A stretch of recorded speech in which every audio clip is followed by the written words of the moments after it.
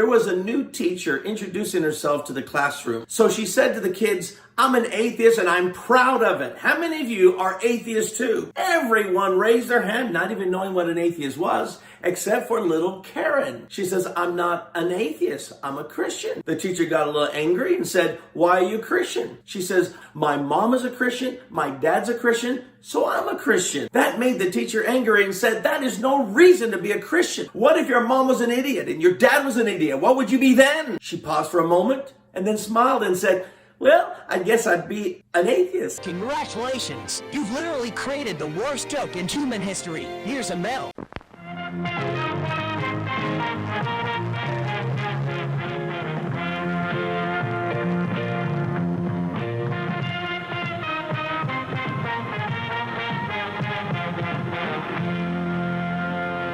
Hey everyone, JL here, and welcome back to Bridge the Divide, where I examine irrational beliefs, the irrational behaviors that often follow, and how we, with education, rationality, and reason, can bridge the societal divides that they create. Today, we're going to take a look at Pastor Tom Brown of the Pentecostal Word of Life Church in El Paso, Texas. As a Pentecostal, his ministry believes that the Bible is inerrant and that they have direct experiences of God, such as speaking in tongues. His ministry is also apostolic, which is the strictest version of the Pentecostal faith. Think of it like the Mormons, but with more wild gesticulating on the floor and babbling at the ceiling,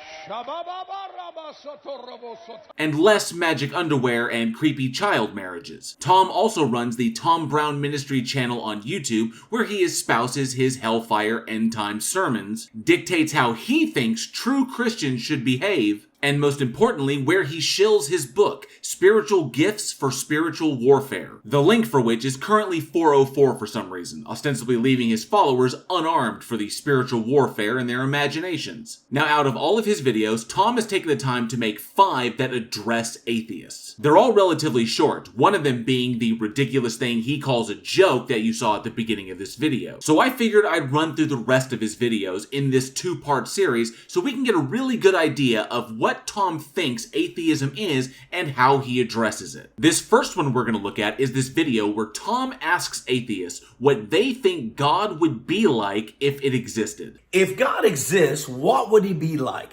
Well, Tom, it really depends upon what version of your God you're talking about. After all, there are thousands of interpretations, and they all use the same argument that you do to justify those interpretations. But if we're talking about the biblically understood God of Christianity, then from a direct reading of the text and making no assumptions, then we can discern it to be a megalomaniacal, narcissistic sadist with a taste for blood sacrifices, genocide, and keeping its followers in a state of perpetual ignorance and existential dread. It's kind of like the pre-Incan god Viracocha, but without the badass color scheme, dual thunderbolts, and wicked headdress. I've had hundreds of atheists write to me, telling me they don't believe in God's existence. Come on, Tom. Do you honestly expect anyone, other than the victims of your grift, to believe that hundreds of atheists are taking time out of their personal schedules just to write you, one of thousands of Christian grifters across the nation, to tell you that they don't believe in a God?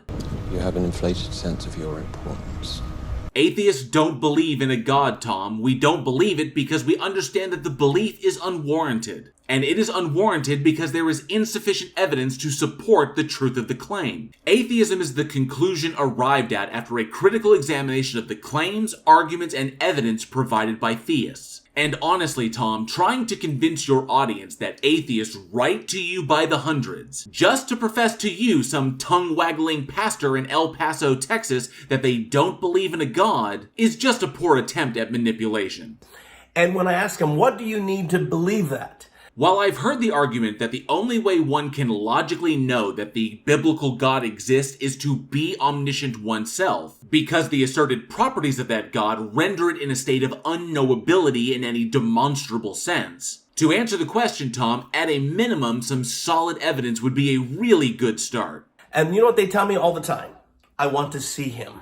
Observability and all that it entails would be a great example of that solid evidence I mentioned. So that means they have said that for God to exist, he must be part of this universe. He must be a 3-dimensional being that is like us, as we are 3-dimensional. Regardless if it's an ignorant understanding or a dishonest representation of what you've heard atheists say, no, observability does not entail that the thing that is being observed is standing right there in front of us. Observability could also refer to the direct or indirect detection of the effects of this being. It could also refer to scientific models that use its existence as a part of a model to make predictions about reality. Because if the predictions made with the model that incorporates the God's existence then come true with frightening accuracy, they in turn validate the model, which then validates the interpretation of the evidence. Pigeonholing observability into only seeing with our own eyes just allows you to dishonestly dodge a particular critique by special pleading a proprietary definition of the God so that you can frame atheists as being either ignorant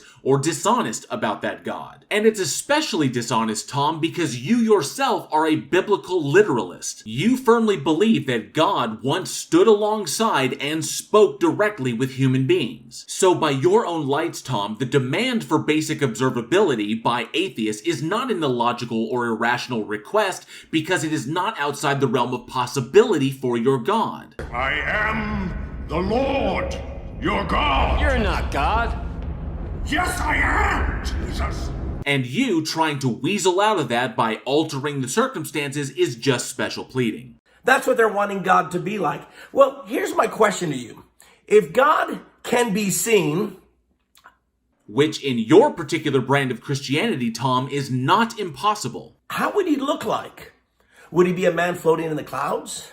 How the hell are we supposed to know? Isn't that for your God to demonstrate to us? Because without that demonstration, we're just making assumptions based upon what we personally expect or desire. Assumptions, by the way, that are based on believing this thing exists sans that demonstration. Which means any subjective conclusions that are arrived at are based purely on the prior held belief, which is textbook confirmation bias. If he's everywhere, how would you know he's everywhere? In what way would you see that he's everywhere? Once again, that's for the God itself to demonstrate. We're not going to assume anything about it until it's demonstrated to actually exist. Do you understand this? Yeah, but I don't think you do, Tom. How would you know that you're even seeing God? How would you, if you're seeing something, unless God communicates that he's God, how would you know you're seeing God? You just said it, Tom, because the God communicated itself to us. You literally answered your own question. And in what way would he communicate to you that he's God? If the God exists, that would be up to it. It could communicate directly, effectively, and efficiently with humans, as your worldview believes is entirely possible. But if it chooses to communicate with humans in ways that are indistinguishable from natural process, or requires confirmation bias or some suspension of rationality and logic, then the onus would be on the God, not us puny humans, for its apparent inability to communicate with us effectively. Would he speak intelligible words that you can understand? Would he communicate in a different way? Given your definition of this thing, I don't see how that wouldn't be possible. So unless you have some evidence-backed explanation for why speaking directly with human beings is something that is impossible for this entity, then you've just painted yourself into a corner. We have another problem. But you haven't solved the first one yet, Tom. Can you demonstrate that it is logically impossible for your God to communicate directly and effectively with human beings without special pleading? Because until you do that, this entire line of inquiry is just a smokescreen. If you can see God, then he's part of this universe, because the only thing we can see is the universe. What exactly is your point here? So if he can be seen, we would have to naturally ask God, who made you? That could be one question, sure, but you're drifting away from the original problem, Tom. If this thing exists, is it logically impossible for it to communicate directly with us? Given that you yourself define this thing as omnipotent or capable of any action that is not logically contradictory, then the answer would logically be no. So we have a big problem again. And if he says, well, someone invisible made me, well, wait a minute, then he's not really God. There's someone before him that's really God. How is any of that even relevant to your first question?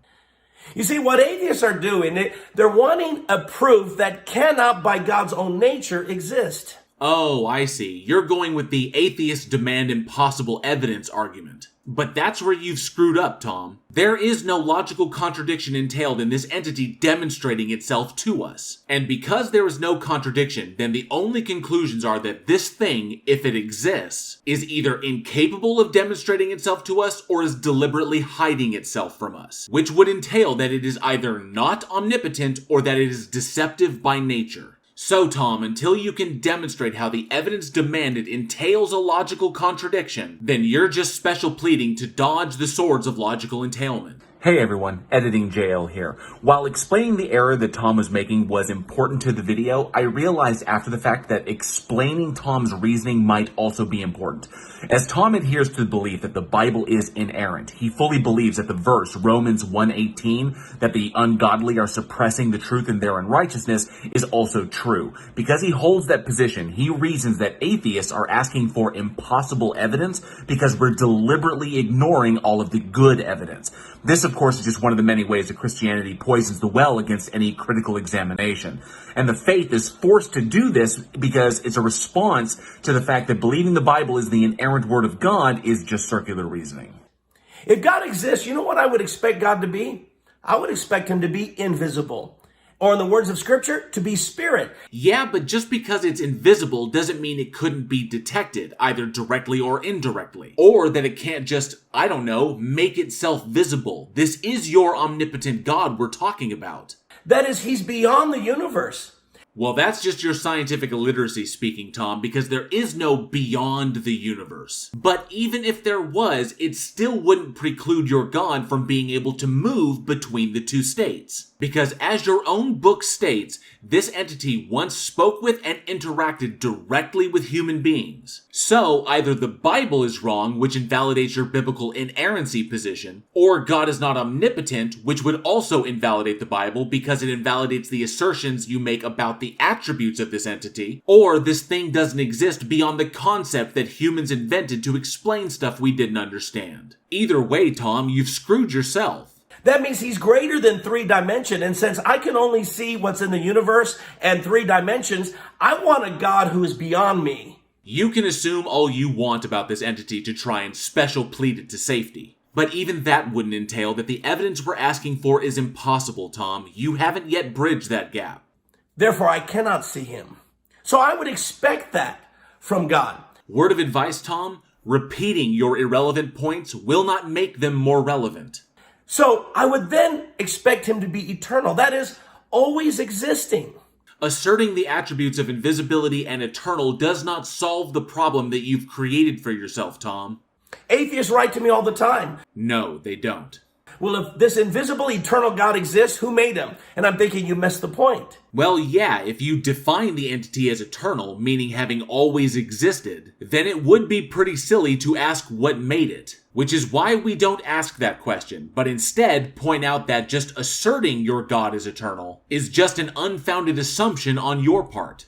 If he's invisible, and he's spirit, and he's eternal, no one made him.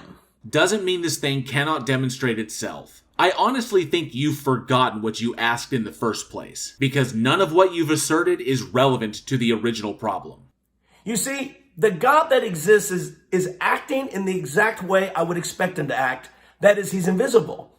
So what, Tom? Why don't you get to the part where you explain how this thing demonstrating itself is a logical contradiction? Otherwise, you've just pulled a Matt Powell and wrecked yourself. Unless, of course, all of this prevaricating is because you realize you've wrecked yourself, and you're just padding the runtime in the slim hope that the audience will forget the original problem that you created. But I would also expect this God to want to create someone who can believe in him, and he did. That's what we humans can do. Believe in God. But why? If the entity knows it exists and is as powerful and knowledgeable as you claim it to be, then creating anything would be a completely arbitrary act. Humans believing in this thing doesn't actually provide any new information to the God about anything. So the only reason this thing would have for creating something with the sole purpose of believing in it would just be to serve its own ego. Hence the answer I gave you to your original question.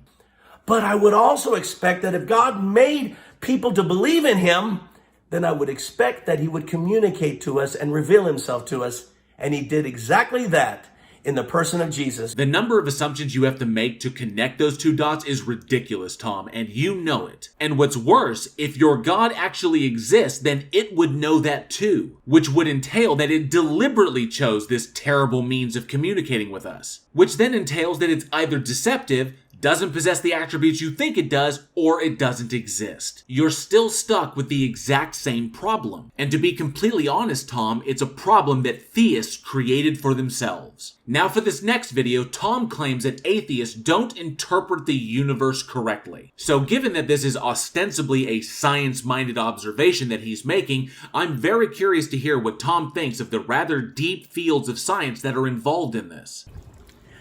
The difference between atheists and those who believe in God is quite simple. It's the interpretation of facts. Interesting position, Tom, but let's first lay some groundwork to see if you're representing atheists correctly. So the term fact is understood to be a thing that has been demonstrated or proven to be true. Another way of putting this would be that a fact is something that represents and is grounded in demonstrable reality, and also that the falsity of that thing entails a contradiction, thus affirming it to be true. Now let's think about it for a moment. What are the facts? The fact was, less than 14 billion years ago, scientists tell us there was nothing. Damn, Tom, you're already getting into the misrepresentation of science. Something from nothing is a logical contradiction, Tom. This is what happens when you try to talk about things that you lack a fundamental understanding of. You wind up stating incredibly silly things like this. And then, boom, the Big Bang took place. Well, technically it wasn't an explosion, or boom, as you so childishly put it. For one, it was an inflation event, which is fundamentally different from an explosion in terms of work. And two, sound needs a medium to travel in, so there wouldn't have been a boom in the first place. That, Tom, is something that you could have learned about with a day trip to the Inside Science Discovery Center. And seeing as how it's located a mere 30 minutes away from your church, you really don't have an excuse for this level of scientific illiteracy. And now we have a universe expanding at the speed of light. Well, during the epoch of inflation, about 10 to the negative 32nd of a second after the Big Bang, the expansion occurred at a rate that was effectively faster than the speed of light. A universe with billions of galaxies, not just billions of stars, but billions of galaxies. And some of those galaxies have millions of stars. Some, I'm even told, billions of stars within those billions of galaxies.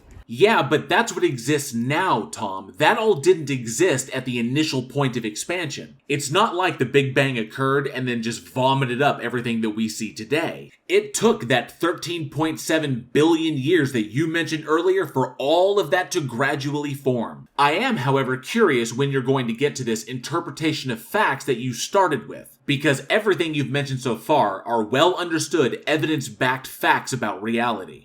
And then we have a place called Earth, one of trillions of planets in existence, that is perfectly situated and suited for life. Well, Tom, from a localized standpoint, yes, but the universe is constantly changing. From a cosmological standpoint, this planet can only house life for a minuscule window of time. The Earth itself formed about 4.5 billion years ago, and it took nearly a billion years after that for life to arise. And it took nearly another billion years for complex life to form. Modern humans have only been around for about 200,000 years. And given the lifespan of our own host star, in just another 1 to 2 billion years, life will no longer be possible on this planet. So yeah, this planet is suitable now, but it certainly won't be in the future. And a system that naturally fails is by definition not perfect. Not just 1 or 2 pieces of life, not an amoeba here or a worm here,